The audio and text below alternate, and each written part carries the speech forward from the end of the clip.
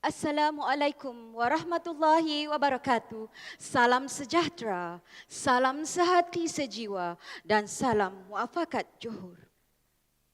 Ingin saya kongsikan kata-kata mantan Timbalan Presiden Amerika Syarikat, Sir R. Kipling yang mengatakan bahawa Timur tetap Timur, Barat tetap Barat, tak akan keduanya menjadi satu. Dan kata-kata inilah yang akan saya buktikan bahawa Malaysia pada suatu masa nanti akan berjaya sebagai sebuah negara maju dan menyatukan kreativiti dan inovasi negara-negara timur serta negara-negara di barat.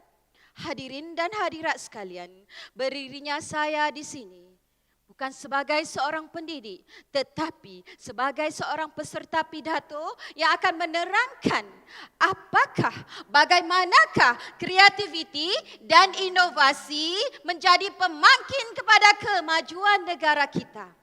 Sidang hadirin dan hadirat warga Dewan sekalian, sebelum kata berlentur bicara, sebelum madah tersusun indah, izinkan saya mendefinisikan tajuk pidato saya pada petang ini.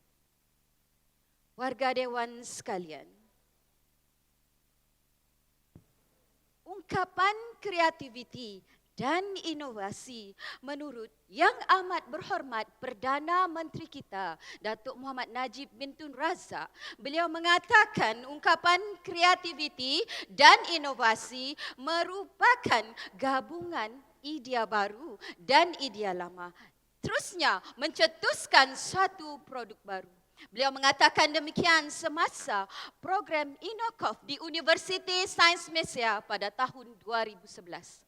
Manakala kata kunci pemangkin menurut istilah Kamus Dewan Bahasa dan Pustaka edisi keempat dapat ditakrifkan sebagai peneraju dan pencetus. Manakala terakhir sekali kemajuan negara merupakan pembangunan Malaysia dari berbagai aspek mencakupi pendidikan, ekonomi, sosial dan politik menjelang wawasan 2020.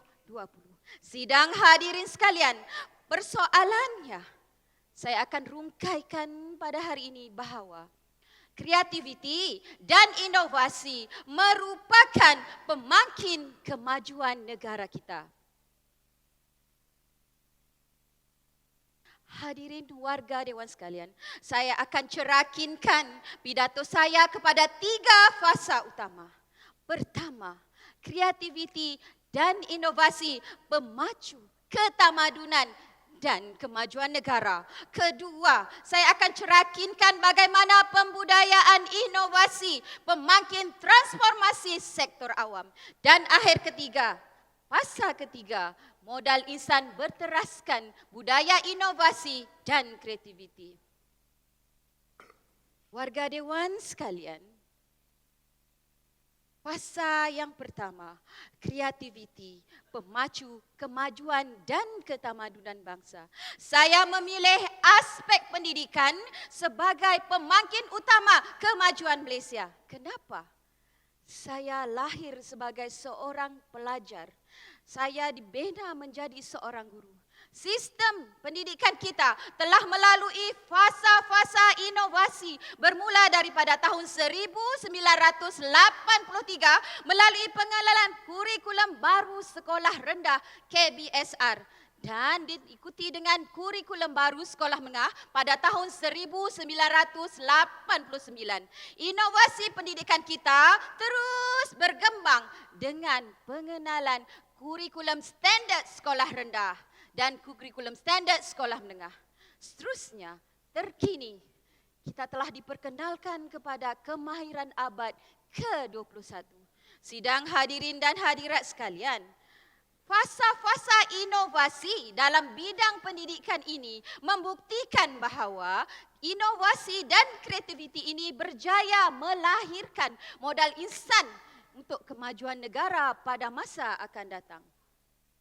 Yang kedua, melalui sistem pendidikan di institusi pengajian tinggi, kerajaan telah memperkenalkan program My Brain 2020 yang mana kerajaan telah menyasarkan sebanyak 60,000 siswazah akan mendapat ijazah dalam bidang doktor falsafah. Seterusnya, kerajaan telah membelajarkan sebanyak 10,612,000 dalam bidang penyelidikan dan pembangunan di universiti-universiti tempatan untuk melahirkan para penyelidik.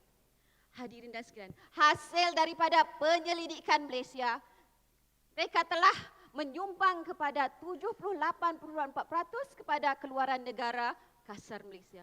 Dan ini menempatkan negara kita di tempat yang ke-33 per 143 negara dalam Indeks Inovasi Global. Hadirin dan hadirat sekalian, terakhir sekali, kemahiran abad 21 dalam bidang pendidikan. Apakah dia kemahiran abad ke-21, sidang warga dewan sekalian? Kemahiran abad 21 ialah satu kemahiran yang menyediakan pelajar-pelajar kita untuk menghadapi cabaran dunia milenium.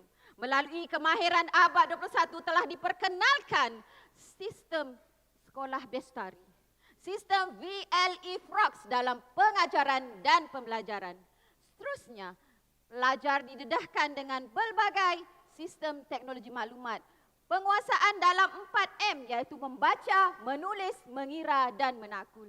Dengan adanya inovasi dan kreativiti, kerajaan telah menyumbang kepada pembentukan pelajar yang seimbang. Kita tumpukan perhatian warga dewan kepada slide yang tersedia. Salah satu bukti bahawa inovasi dalam pendidikan negara kita pada hari inilah, cuba hadirin dan hadirat lihat. 2 orang guru kita telah terpilih sebagai calon Anugerah Guru Inovasi Global 2016. Cikgu Nurjahan binti Sultan daripada Kuantan, Pahang telah memperkenalkan satu sistem pembelajaran dalam bahasa Inggeris yang dikenali sebagai Lead Rhythms untuk meningkatkan penguasaan bahasa Inggeris dalam kalangan murid-murid prasekolah. Manakala Cikgu K. Vanisri daripada Muar, daerah Muar Bandar Diraja telah dicalonkan sebagai Guru Inovasi Global dalam kategori Maklumat Pembelajaran OKU.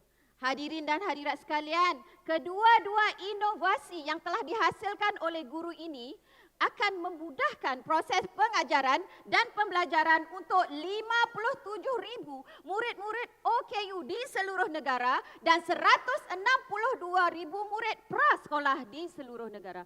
Ini membuktikan bahawa inovasi dan kreativiti dalam kalangan pendidik boleh melahirkan modal insan yang cemerlang. Terusnya kita lihat lagi slide yang kedua. Hadirin warga dewan mungkin tidak kenal siapa dia. Dia adalah anak muda Malaysia, Najmi Faiz bin Muhammad Aris, merupakan pelajar doktor falsafah di University Metropolitan Leeds yang mana beliau telah membentangkan satu tesis mengenai teknologi nano di Parlimen Britain pada tahun 2005. Sidang hadirin dan hadirat sekalian, kreativiti dan inovasi beliau inilah yang akan melahirkan pakar-pakar dalam berbagai bidang di negara kita. Kita bukan saja mahu melahirkan seorang Najmi Faiz, tetapi lebih daripada itu. Kita bukan saja sebagai pengguna teknologi, tetapi suatu hari nanti Malaysia akan lahir sebagai pengeluar teknologi, dan kreativiti dan inovasilah yang menjadi pemakin kepada teknologi dan inovasi tersebut. Kita tinggalkan fasa yang kedua. Pembudayaan inovasi pemakin transformasi sektor awam. Bagaimana budaya inovasi boleh menjadi pemakin kepada sektor awam? Ya, budaya inovasi dalam konteks sektor awam dapat ditarifkan sebagai peningkatan kualiti dan produktiviti penyampaian perkhidmatan awam. Ini bermakna kita menjadi nadi dan denyut rakyat. Penjawat awam perlu merasai denyut nadi rakyat, mempermudahkan urusan ayat dan sebagainya. Sebagai contohnya, kita dapat lihat kemudahan kampung tanpa wayar di luar bandar. Masyarakat bandar sebelum ini amat ketinggalan, terutamanya dalam bidang teknologi maklumat. Dengan adanya transformasi sektor awam, dengan adanya budaya inovasi, pengenalan kampung dalam talian telah menjadikan masyarakat luar bandar sebagai masyarakat yang bermaklumat. Kedua, kita dapat contoh pengurusan kaunter di sektor-sektor awam. Kecekapan pengurusan kaunter melalui teknologi dan inovasi dalam bidang teknologi maklumat telah mempercepatkan proses. Dan akhir sekali, pengiktirafan. Pada tahun 2010, Anugerah Inovasi Perdana Menteri telah diperkenalkan dalam sektor awam. Anugerah ini bertujuan untuk memberi suntikan semangat kepada sektor awam mencipta kreativiti dan juga inovasi yang baru. Pada tahun 2009, anugerah ini telah dimenangi oleh Lembaga Hasil Dalam Negeri Malaysia. Hadirin dan hadirat sekalian, kita tinggalkan fasa kedua dan kita teruskan kepada fasa ketiga. Modal insan berbudaya inovatif dan kreatif. Apakah modal insan yang berbudaya kreatif dan inovatif?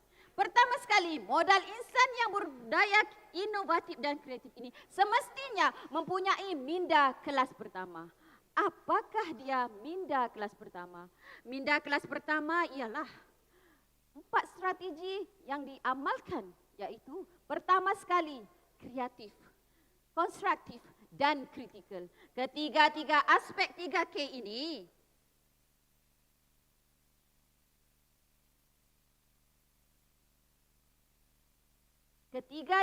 aspek 3K ini akan menjadikan masyarakat Malaysia sebuah masyarakat yang kritik, kreatif dan konstruktif.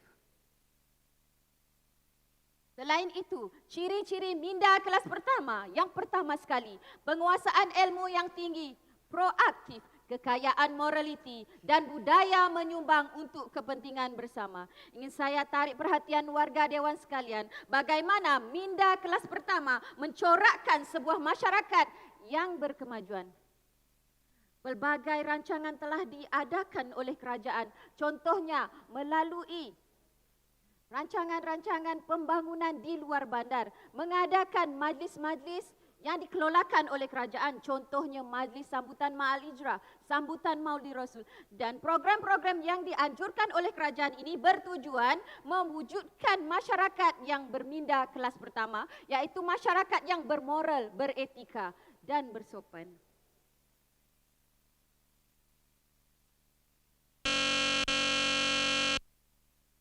Sebagai kesimpulannya, ingin saya petik kata-kata mantan pemimpin negara, iaitu sekiranya terdapat 10 negara maju di dunia ini, Malaysia adalah satu daripadanya. Jika terdapat 5 negara maju di dunia ini, maka Malaysia juga salah satu daripadanya. Tetapi jika terdapat hanya satu negara maju di dunia itu, negara itu adalah Malaysia. Sekian, wabillahi taufiq wal hidayah. Wassalamualaikum warahmatullahi wabarakatuh. Kita akan melangkah ke negara maju.